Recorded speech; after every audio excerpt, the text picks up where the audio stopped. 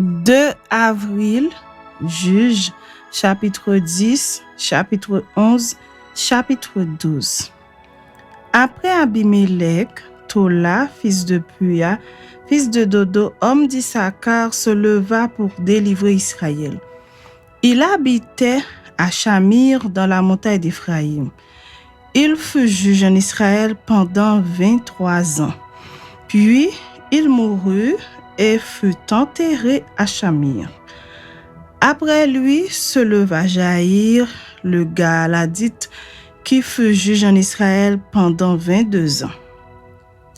Il avait 30 fils qui montaient sur 30 anneaux et qui possédaient 30 villes appelées encore aujourd'hui Bourg de Jaïr et situées dans le pays de Galad. Et Jaïr mourut et fut enterré à Camon. Les enfants d'Israël firent encore ce qui déplaît à l'Éternel. Ils servirent les Baal et les Astartés, les dieux de Syrie, les dieux de Sidon, les dieux de Moab, les dieux des fils d'Ammon et les dieux des Philistins. Et ils abandonnèrent l'Éternel et ne le servirent plus. La colère de l'Éternel s'enflamma contre Israël et il les vendit entre les mains des Philistins et entre les mains des fils d'Ammon. Ils opprimèrent et écrasèrent les enfants d'Israël cette année-là, et pendant 18 ans, tous les enfants d'Israël qui étaient de l'autre côté du Jourdain dans le pays des Amoréens en Galade. Les fils d'Ammon passèrent le Jourdain pour combattre aussi contre Juda, contre Benjamin et contre la maison d'Éphraïm. Et Israël fut dans une grande détresse. Les enfants d'Israël crièrent à l'Éternel en disant : « Nous avons péché contre toi, car nous avons abandonné notre Dieu et nous avons servi les Baals. » L'Éternel dit aux enfants d'Israël : « Ne vous ai-je pas délivré des Égyptiens, des Amoréens, des fils d'Ammon, des Philistins ? Et lorsque les Sidoniens, Amalek et Maon vous opprimèrent et que vous criâtes à moi, ne vous ai-je pas délivré de leurs mains ? Mais vous m'avez abandonné et vous avez servi d'autres dieux. C'est pourquoi je ne vous délivrerai plus. Allez, invoquez les dieux que vous avez choisis, qu'ils vous délivrent au temps de votre détresse. » Les enfants d'Israël dirent à l'Éternel : « Nous avons péché, traite-nous comme il te plaira. Seulement, daigne nous délivrer aujourd'hui. » Et ils ôtèrent les dieux étrangers du milieu d'eux et servirent l'Éternel, qui fut touché des maux d'Israël. Les fils d'Ammon se rassemblèrent et campèrent en Galade, et les enfants d'Israël se rassemblèrent et campèrent à Mitzpa. Le peuple, les chefs de Galade se dirent l'un à l'autre : « Quel est l'homme qui commencera l'attaque contre les fils d'Ammon ? Il sera chef de tous les habitants de Galade. » Chapitre 11. Jephthé le Galadite était un vaillant héros. Il était fils d'une femme prostituée, et c'est Galaad qui avait engendré Jephthé. La femme de Galaad lui enfanta des fils qui, devenus grands, chassèrent Jephthé et lui dirent : « Tu n'hériteras pas dans la maison de notre père, car tu es fils d'une autre femme. » Et Jephthé s'enfuit loin de ses frères et il habita dans le pays de Tob. Des gens de rien se rassemblèrent auprès de Jephthé et ils faisaient avec lui des excursions. Quelque temps après, les fils d'Ammon firent la guerre à Israël. Et comme les fils d'Ammon faisaient la guerre à Israël, les anciens de Galad allèrent chercher Jephthé au pays de Tob. Ils dirent à Jephthé : « Viens, tu seras notre chef et nous combattrons les fils d'Ammon. » Jephthé répondit aux anciens de Galad : « N'avez-vous pas eu de la haine pour moi et ne m'avez-vous pas chassé de la maison de mon père ?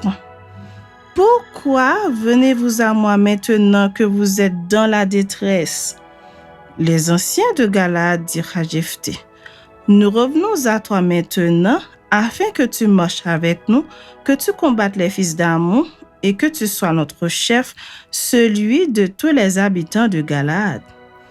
Jephthé répondit aux anciens de Galaad, « Si vous me ramenez pour combattre les fils d'Ammon et que l'Éternel les livre devant moi, je serai votre chef. » Les anciens de Galaad dirent à Jephthé, « Que l'Éternel nous entende et qu'il juge si nous ne faisons pas ce que tu dis. » Et Jephthé partit avec les anciens de Galaad. Le peuple le mit à sa tête et l'établit comme chef, et Jephthé répéta devant l'Éternel à Mitzpa toutes les paroles qu'il avait prononcées.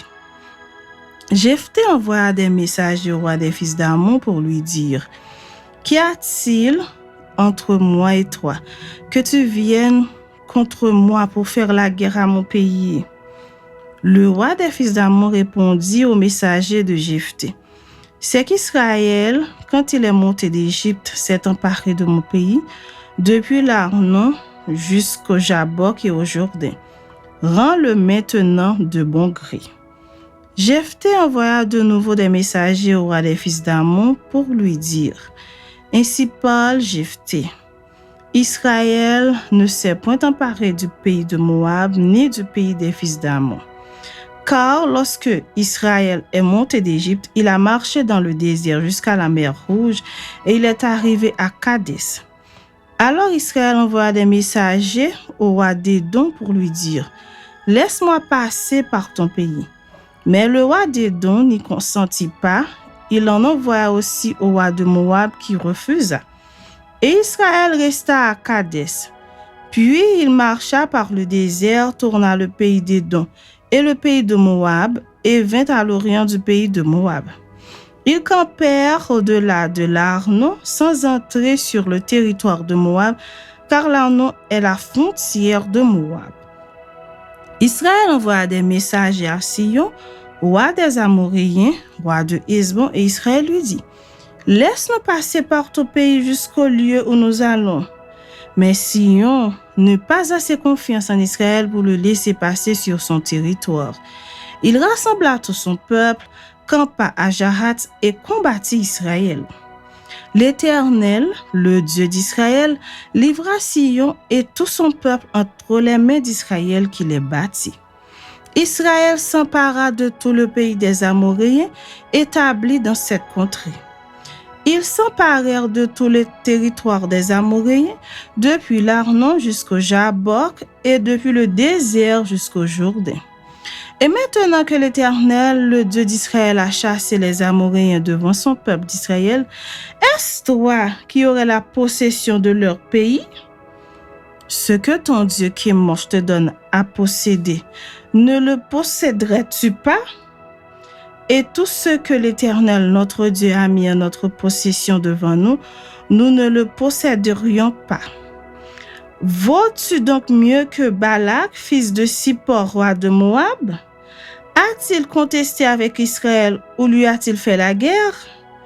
Voilà 300 ans qu'Israël habite à Hesbon et dans les villes de son ressort, à Aroër et dans les villes de son ressort, et dans toutes les villes qui sont sur les bords de l'Arnon. Pourquoi ne les lui avez-vous pas enlevés pendant ce temps-là? Je ne t'ai point offensé et tu as agi mal avec moi en me faisant la guerre. Que l'Éternel, le juge, soit aujourd'hui juge entre les enfants d'Israël et les fils d'Ammon. Le roi des fils d'Ammon n'écouta point les paroles que Jephthé lui fit dire. L'esprit de l'Éternel fut sur Jephthé. Il traversa Galaad et Manassé. Il passa à Mitzpé de Galaad, et de Mitzpé de Galaad, il marcha contre les fils d'Ammon.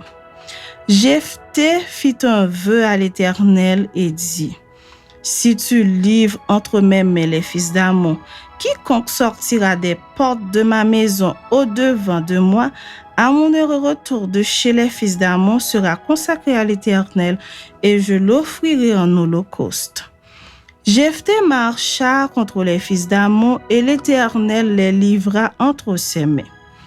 Il leur fit éprouver une très grande défaite, depuis Aroër jusque vers Minite, espace qui renfermait 20 villes, et jusqu'à Abel-Kéramim.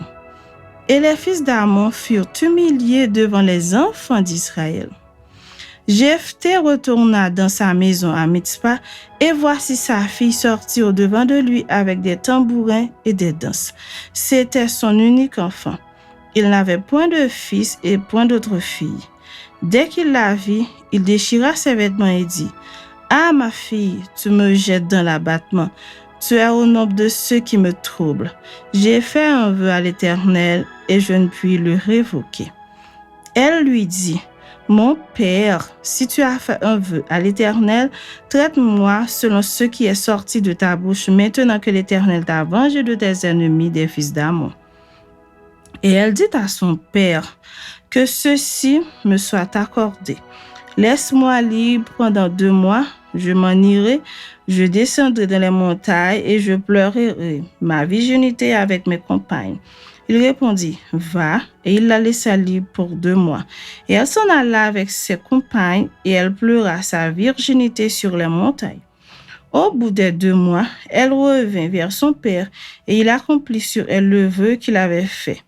Elle n'avait point connu d'homme. Dès lors s'établit en Israël la coutume que tous les ans les filles d'Israël s'en vont célébrer la fille de Jephthé, le Galadite, 4 jours par année.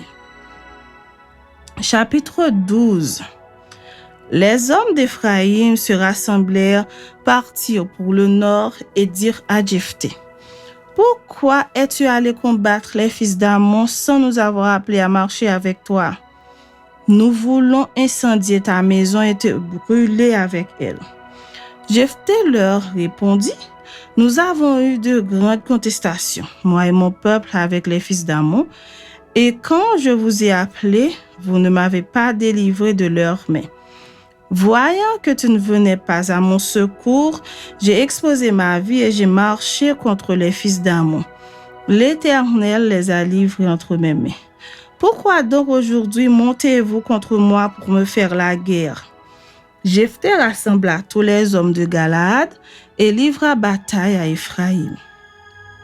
Les hommes de Galaad battirent Éphraïm parce que les Éphraïmites disaient, « Vous êtes des fugitifs d'Éphraïm. Galaad est au milieu d'Éphraïm, au milieu de Manassé. » Galaad s'empara des gués du Jourdain du côté d'Éphraïm.